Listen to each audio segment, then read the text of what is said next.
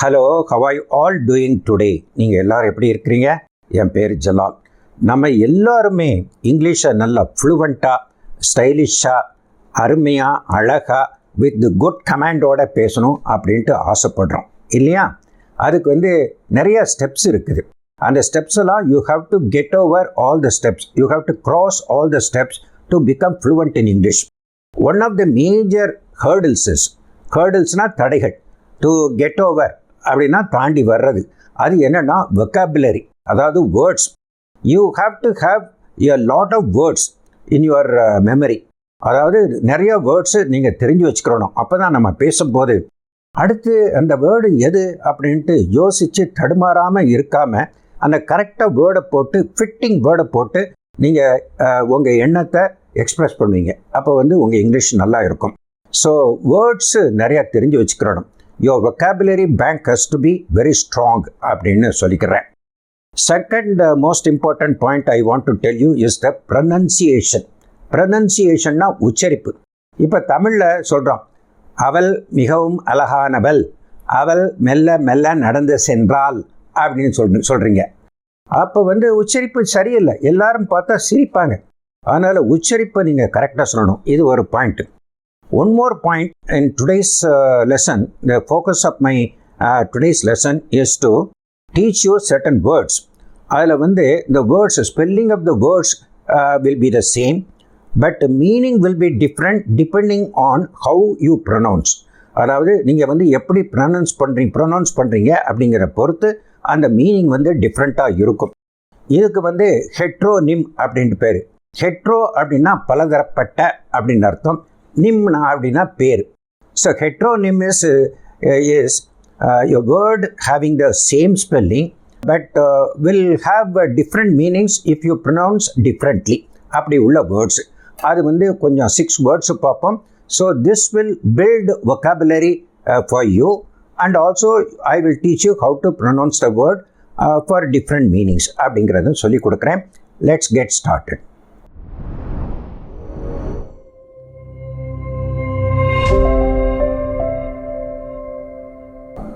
So we are going to see 6 words. The meaning will be different depending on the pronunciation, though the spelling is the same. Spelling அதே தான் இருக்கும். Meaning அந்த அர்த்தம் டிஃப்ரெண்ட்டாக இருக்கும்.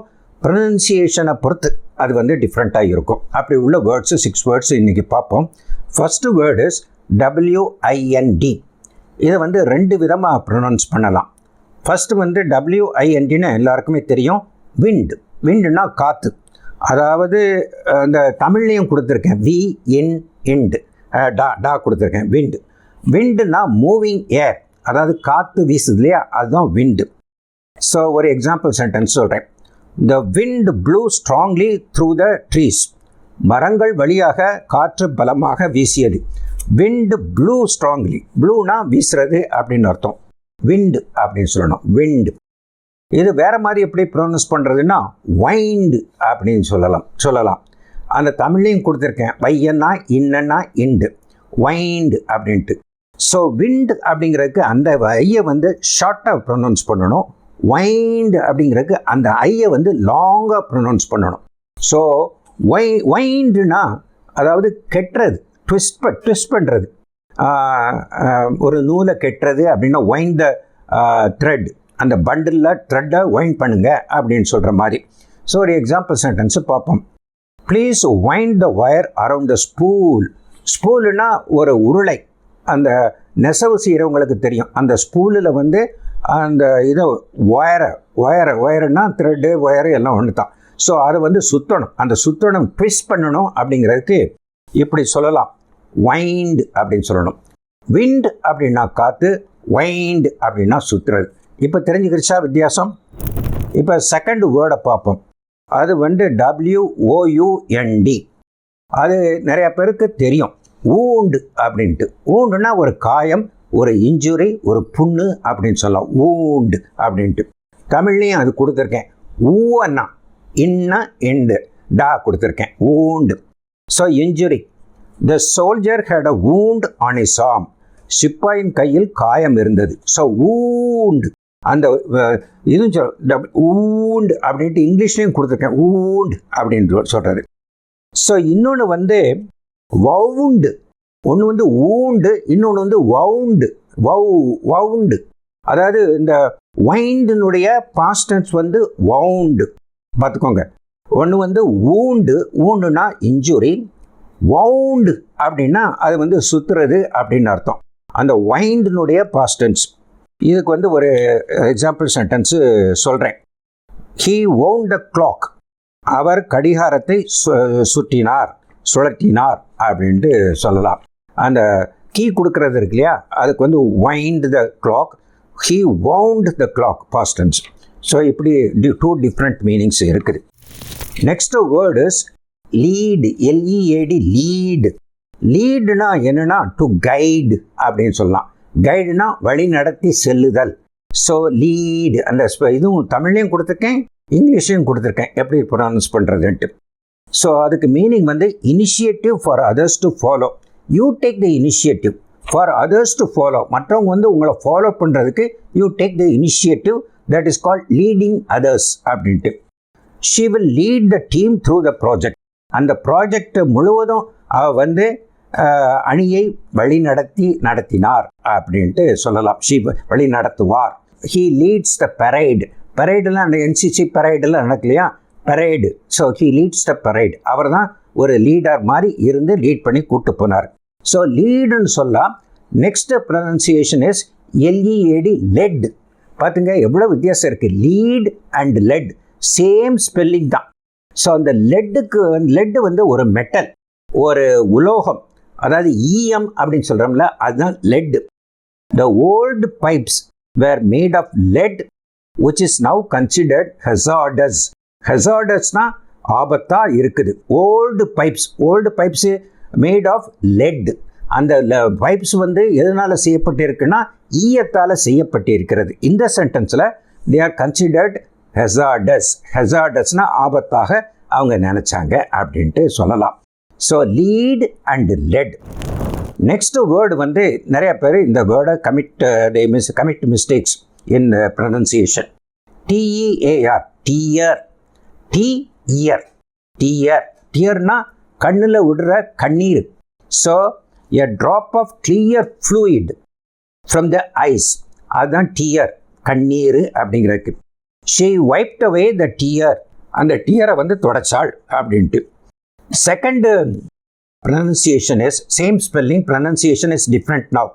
Tear, tear கிடையாது, tear அப்படின்ட்டு. டேர்னா கிழிக்கிறது அப்படின்னு அர்த்தம். So to rip R pull abort அப்படிங்கிறது வந்து டேர். நிறைய பேர் டேருக்கு வந்து டியர்னு சொல்லலாம். ஹீ டியர்ட் த பேப்பர் அப்படின்னு சொல்கிறாங்க. That is wrong. டேர் அப்படின்னு சொல்லணும். He will dare the paper. He wrote some nonsense on the paper and the boss saw it and he tore the paper. அந்த பேப்பரை கிழிச்சு தூரப்பட்டுட்டாரு கோவத்தில் அப்படின்னு சொல்லலாம். He will tear the paper. இதை தெரிஞ்சுக்கோங்க. டியர்னா கண்ணீர், டேர்னா கிழிக்கிறது. நெக்ஸ்ட் வேர்டு வந்து இது வந்து கட்டாயம் தெரியணும். MINUTE, minute. 1 minute, 2 minutes. Minute is a unit of time equal to 60 seconds. அதான் மினிட் அப்படின்னு சொல்கிறது. 5 minutes, 10 minutes, 30 minutes. The train was late by 30 minutes அப்படின்னு சொல்லலாம். MINUTE, மினிட் அப்படின்ட்டு. So it will take a minute, ஒரு நிமிஷம் எடுக்கும் அப்படின்னு சொல்கிறாங்க. இதை வந்து டிஃப்ரெண்ட்டாக ப்ரொனவுன்ஸ் பண்ணணும். எப்படின்னா மைன்யூட் அப்படின்ட்டு. அந்த ஸ்பெல்லிங் எழுதியிருக்கேன். MYNEWT, மைன்யூட் அப்படின்ட்டு. Minute means very small or tiny. ஸ்டைனிங்கிற word. See this lesson is also vocabulary. நிறைய vocabularyயும் நீங்கள் தெரிஞ்சுக்கிறணும். So small and tiny. Tiny means very minute. The difference was minute. இந்த இதுக்கும் அதுக்கும் உள்ள difference was minute. இது மிக மிக சிறிய வித்தியாசம். minute, minute and minute. So லாஸ்ட்டாக ஒன்று பார்ப்போம். CONTENT, கான்டென்ட் அப்படின்னு சொல்லலாம். கான்டென்ட் அப்படின்னா உள்ளடக்கம். ஒரு புக்கு இருக்குது, அதனுடைய கான்டென்ட்ஸ் 10 chapters இருக்குது, அதுதான் contents. So there is an article in the newspaper. The content of the article in the newspaper is very good அப்படின்ட்டு. அந்த நியூஸ் பேப்பரில் வர்ற அந்த ஆர்டிக்கிள் வந்து நல்ல அர்த்தமுள்ளதாக அருமையாக இருக்குது. அந்த கான்டென்ட் வந்து கான்டென்ட் அப்படின்னு சொல்லணும். ஸோ அதுலேயும் ஒரு சின்ன வித்தியாசம் இருக்குது, அமெரிக்கன் ப்ரொனன்சியேஷனும் பிரிட்டிஷ் ப்ரொனன்சியேஷனும். ஆனால் பொதுவாக இந்த தமிழில் சொல்கிறோம்ல கான்டென்ட் அப்படின்னு சொன்னாலே போதும், அர்த்தம் விளைவிக்கிறோம். இது வந்து உள்ளடக்கம் அப்படின்ட்டு பேர்.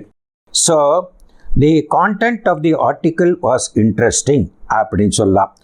Subjects or topics covered in a book or a document is called content அப்படின்னு சொல்லலாம். Next pronunciation is content. Content அப்படின்ட்டு இப்போ சொல்லி முடிச்சிட்டோம். இப்போ வந்து கண்டென்ட்னா ஒரு சாட்டிஸ்ஃபைடு அப்படின்னு சொல்கிறது, திருப்தி அடைஞ்சதுக்கு சொல்கிறது. ஸோ அதுக்கு சொல்கிறது சாட்டிஸ்ஃபைடு ஆர் ப்ளீஸ்ட், நல்ல திருப்தி அடைஞ்சால் சந்தோஷப்பட்டாள் அப்படிங்கிற content. Not content, content. She felt content after the meal. அவளுக்கு வந்து பசியாக இருந்தது, அந்த மீலை சாப்பிட்ட பிறகு ஷி ஃபெல்ட் கண்டென்ட் அப்படின்னு சொல்லலாம். I don't need a new car. I am perfectly content with the one I have got. I got a car. I am perfectly content with that. எனக்கு ரொம்ப சாட்டிஸ்ஃபைடாக இருக்கு. So I don't want to buy a new car அப்படின்ட்டு ஒருத்தர் சொல்கிறார். இப்போ இந்த சென்டென்ஸை பாருங்கள், ரெண்டுக்குள்ள வித்தியாசம் தெரியும். My boss was content with the content of the article. My boss was content, திருப்தி அடைஞ்சாரு. with the content of the article, அந்த ஆர்டிக்கிளினுடைய அந்த எஸ்ஸையினுடைய உள்ளடக்கத்தை பற்றி he was content with the content in the article அப்படின்ட்டு.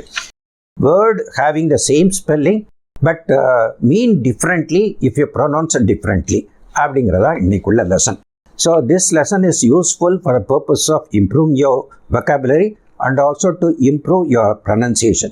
The pronunciation is important to speak English attractively, stylishly, with the good command so that other people are attracted towards your speech. அப்படி கரெக்டாக pronounce பண்ணினா எல்லாருக்கும் என்னடா பேசுகிறான் அப்படின்ட்டு போயிடுவாங்க. So pronunciation is important and that's what I want to tell you in this lesson. I hope you are content with the contents of this lesson. So if you like the way I teach you, please click the like button and share this video among your friends. And to watch similar useful educational videos, please click the subscribe button to subscribe to my channel. Thank you very much and bye-bye. See you in the next video.